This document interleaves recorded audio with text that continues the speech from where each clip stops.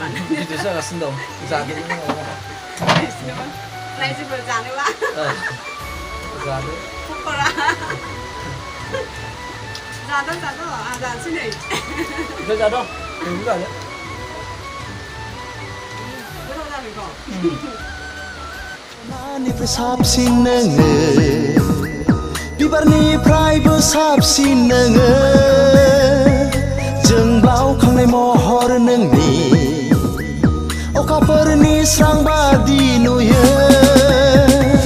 सनानिफ्राय साबसिन नोङो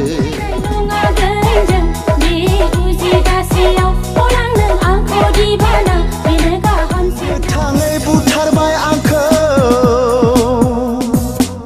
राव गैला बबा जाबाय आं फोथायनाय गैया नोंहा आंनि सायाव दिनै सिमाङाव जुलि लागोन आं मोखाङाव मोनाब्ला मोना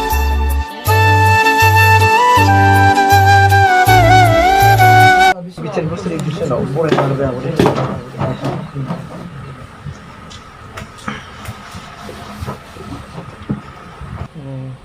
गिबियावनो खुलुमग्रोबाय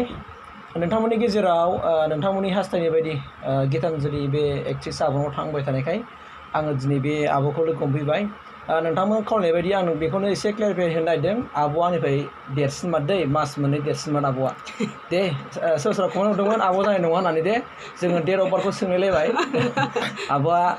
माने मास मोननै देरसिन आरो ओंखायनो आं बेखौ आब' हमबाय दा जेबो बुस्थु साननो नाङा दा सोरबा सोरबा कमेन्ट हरनाया एसे गोबाव जाबायमोन हयथ' सोरबा सोरबा आंगायलायबायमोन खोमा आब'खौहाय माने फैनो लुगैनाय आरो दा बे समाव आब'खौहाय जोङो जोंनि btrinfostudio टिउसनाव बरायना लाग्रोबाय आब' ओमफ्राय दा फार्स्टआवनो आङो आब'नि मोजां नामखौहाय फिन खेबसेबाव आङो बे नायगिरिफोरनो होफिनजानो लुगैबाय आब' आंनि मुङा जाहैबाय गितानजलि बसुमतारी आरो आं क'क्राझारनिनो लकेलखा ओमफ्राय बिमा बिफानि न'आबो क'क्राझारखा हासबेन्डआबो क'क्राझार जाम्फै बारनायनि होमबा आब'नि जेनाखि गुमैयाथ' सार्भिसफोर मावखायो सार्भिस दं मावा कन्ट्रेक्टरसो जाहैबाय जोबोर मोजांनि बाथ्रा होमबा नैबे समाव जोङो एसे मिथिनोसै आब'निफ्राय आब'खौ बै समनिफ्राय सावथुन मुलुगाव आगान होनाय हिसाबै दा आब'आ बे एलबामाव सिगां आगान होजेना ना जेनेबा मा होनना बुङो फुल आबुं माबायावहाय फिल्माव आगान होजेना फिल्माव फार्स्ट खालामग्रोनाय जादों आरो 13 इयार्सआव आरो 13 बोसोर बे टाइमाव ओमफ्राय बिनि उनाव एलबाम बांद्राय खालामाखै आं ओरैनो कयेकटा आरो 20 इयार्स जाबानो आं बाद होनाय जादों आरो फिल्म लाइनखौ फिल्माव आगान होनायखौ बाद होनाय जादों आब' इसे बे माबाखौ फार्स्ट ओंखारजेननाय फिल्मनि मुंखौ खिथानो हागोन इसे बेखौथ' मोननाय नंखाया दा जों इउटुबाव मोननाय नंखाया फार्स्टखौ नामखौनो बावबावबायसो आङो र' गोसोखांनांगोनसो 13 इयार्सआव खालामनाया ओमफ्राय सेकेन्ड खालामनाया जाहैबाय बे गुवाहाटीनि थुलु बर' होनो बेनिखौ खालामनाय जादोंमोन आरो अन्नायनि दौलें बे फिल्माव ओमफ्राय बिनि उनाव मोनसे बानायबावदोंमोन बेखौ जेथो बेयाव ओमफ्राय फाथैलाय बिसिनाय बेयाव ओमफ्राय मोनसे दंबावोलाय गोसोआव गैला फाथैलाय बिसिनाया बेयावबो संगिना दं आं दं निखुन्ज एक्टरजों आंजों दसे आं बारा गोबाव गैया आरो बेयाव माबा बिगुमैनाव माबा बेयावबो दं ओमफ्राय नैबे आब' अन्नायनि दौलेंआ बिनि एक्टरा सोरमोन बियो अन्नायनि दौलेंनि एक्टरा बे दिलीप बसुमतारी होननानै मिथियो दा अदालगुरि टंग्लानि दाथ' गैला मिथिया बेमोन आरो ओरैनो बे अन्नायनि दौलेंनि एसे काहानिया माबायदिमोन ससे पइन्ट मोननैसो खिन्थानांगौथाय जेनेबा ससियेलि मा लाभ स्ट'रि जाहैबाय ओमफ्राय हिन्जाव हौवा रिलिजनआ आलदा धोरोमा बेलेग बेलेग बेबायदिमोन आरो आच्छा माने नोंसोर नुफेराखै आरो नायनो अन्नायनि दौलेंखौ आङो खेल गैया आं बेखौ खेल गैया बारा ओमफ्राय बिनि उनावहाय आब' एलबाम खालामनाय जाबाय एलबाम ना एलबामा नामफोरखौनो बावजोबबाय र' गोसोखांनांगोनसो आङो आदा राजस्रिजों राजस्रिजों मोनसे दं नामखौ बावबाय आं ओमफ्राय हारसिङै सिंगोल मोनसे दं बार नों होननाया बे ओमफ्राय राजु एक्टरजों मोनसे दंमोन आं गानखौ गोसोआव गैला गोबाव जाबाय बावलांबाय दा जेनेबा बैफोर समाव जेनेबा बर' सावथुन मुलुगावहाय एसेबाबो एक्टिं खालामबोनानै कन्ट्रिबिउसन होबोबाय भान्डारि होबाय जोंनि समाजावहाय हारिमु बिथिंजों आरो दा बेबायदि हाबा मावबोनानै जेनेबा आब'आ दा जिउआव माबायदि गोजोननाय मोनो दाथ' आब'खौ बिराद सिनायो जेरै दा रिकुवेस्ट खालामदों लाबो होननानै दा लेंहरनायाव नोंसोरनियाव फैबाय आङो ओमफ्राय जेनेबा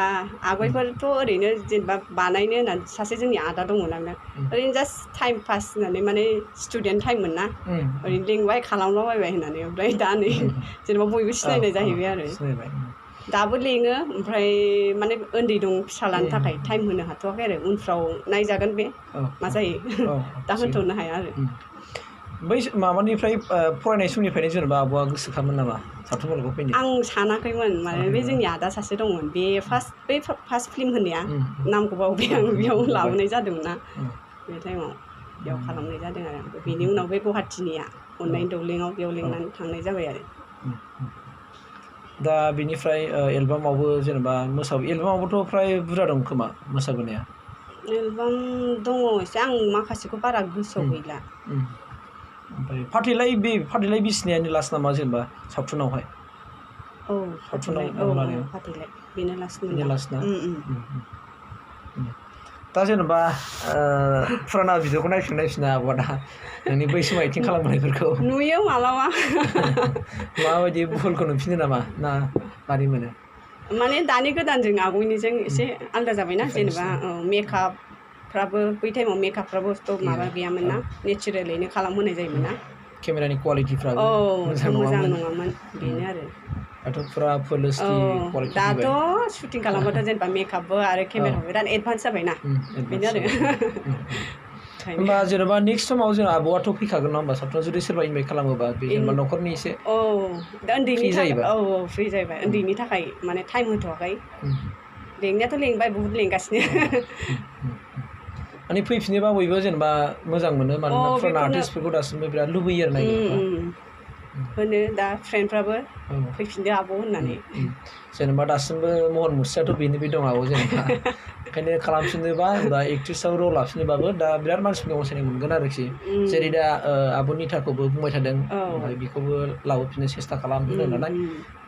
दाखालि नुदों आं भिडिअआवबो खिन्थु बेनाबो थारमाने दासिमबो सेहेराया माबा मोजाङावसो फैसिनदों आरो बिदि रायजो राजा नोंथांमोना जेरै आब'खौ खावलायनाय बायदि मा होनना बुङो आब'खौ जों लानानै फैबाय ओमफ्राय आब'आथ' होनखाबाय जुदि न'खराव जुदि माने फ्रि जायोबा माने सोरबाफोर जुदि इनभाइट खालामोबा आरो सोरबा प्रडिउसारफ्रा बे आब'आ फैगोन होनना बुंदों नोंथांमोना एसे उनावहाय सोरबा जुदि मोजां जुदि आबुं सावथुन दिहुननो जुदि गोसो जादोंबा बे समाव आब'खौ इनभाइट खालामबानो जाबाय आरोखि आं बिदिनो खावलायदेरबाय ओमफ्राय मोनसे खोथा जाहैबाय मा नोंथांमोनाथ' बै समाव बिराद गोबाव होनदों मास मोननैनिफ्राय बारा जाबाय आरोखि बे आब'खौ लाबोनो थिनबाय थानाया ओमफ्राय बेराफारसे जों मोनसे समाव मबाइल नाम्बारखौ मोनाखैमोन जेला मोनबाय अब्ला जोङो फन खालामबाय रायलायबायबो ओमफ्राय बावहाय आब'आ न'खरनि माखासे बेस्थ' थाबाय रायजो जाबाय नालाय आब'आ ओंखायनो माने माखासे बेस्थ'नि थाखाय दिनै बे समखौ होनो हायाखै दिनै होबाय नोंथांमोनाबो नुबाय आरो माबायदि नोंथांमोनाबो कमेन्ट खालामबानो जाबाय दा आब'निफ्राय आङो माखासे बाथ्रा मिथिनो लुगैबावबाय बै समाव जेब्लानाखि सावथुनावहाय माने फाव खालामबोदोंमोन सिनेमायावनो होन बा एलबामावनो होन गासिबो एक्टरफोरनाव मोनफा इन्सिडेन्ट मेम'रिफोर थायो होनदों आरोखि मालाबा गाव हारसिङैनो गोसोखांफ्लांबा मिनिग्राफ्लांना थाफ्लांनाय आंना गोबाव जानायखाय मेम'रि गैला आं बावबाय आरो उन्दै टाइमाव खालामनाय माने बे टाइमनि मेम'रिया गैला आंनाव दा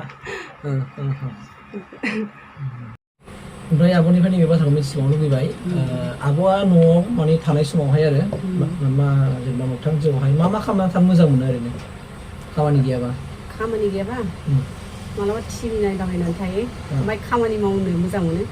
खामानि मावनानै टाइम पास खालामो आरो ओमफ्राय ओंख्रि संनो मोजां मोनो बर'नि डिश अनला दाउ मेवाइ अमा नारजि मालाबा फैबा जाफैदो आरो अनला दाउ आब'नि संनायखौ जानायसै ओरैनो फेसबुकखौथ' बाहायखायो बाहायो नैबे समाव आब'आ बिदिनो एक्टिं खालामनो मोजां मोनगोन ना मोनला दा एक्टिंखौथ' मोजां मोनो खालामनो टाइम होनो हायियावसो जेनेबा हानाय जादों माने बे समाव आङो आब'निफ्राय मिथिनो लुगैदों आब'आदि सिगां बर'नि सावथुन मुलुगाव आगान होजेननाय हिसाबै 13 बोसोर बैसोआवनो आगान होदों होनना बुंदों होमबा बे समाव आब'आ मा क्लासाव फरायोमोन आब'? क्लास 9 फरायोमोन ना फिसा ओमफ्राय दा हाबा जानायनि उनावहाय आब'नि न'खराव दा साबेसे फरियालफोर दं दायो? आंना दा हासबेन्ड फिसाला सासे ओमफ्राय गथ' सानै दं खांनाय सिख्ला देरबाय क्लास 10 आव फरायगासिनो ओमफ्राय सासेया जाहैबाय दा क्लास 4 आव ओमफ्राय नैबे माबायाव होदों बेखौ मा होनबाय कालिचरन ब्रह्मनि हस्टेला बेयाव दतमा दतमा बेयाव ओमफ्राय आंनि फिसालाया जाहैबाय रिलेटिभ स्कुलाव हाबो मा क्लास मोनखो? 6 मोनबाय एबार क्लास 6 नामा जाहैबाय यशराज ब्रह्म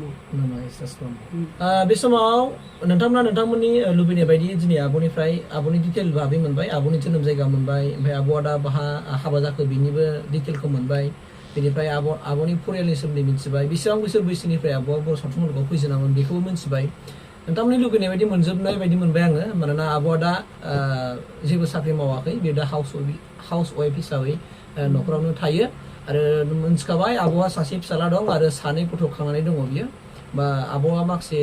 मा होनना बुङो देरसिन खांनाय फिसा हिन्जावा दा क्लास 10 आव फरायदों आब' ओमफ्राय फिसाला सासेया दा बे खांनाय बै सासे फिसाया जाहैबाय मा दतमानि जेनाखि बड' आट्रेस ब्रह्म बेवहाय फरायो होनना बुंदों हस्टेलावनो थायो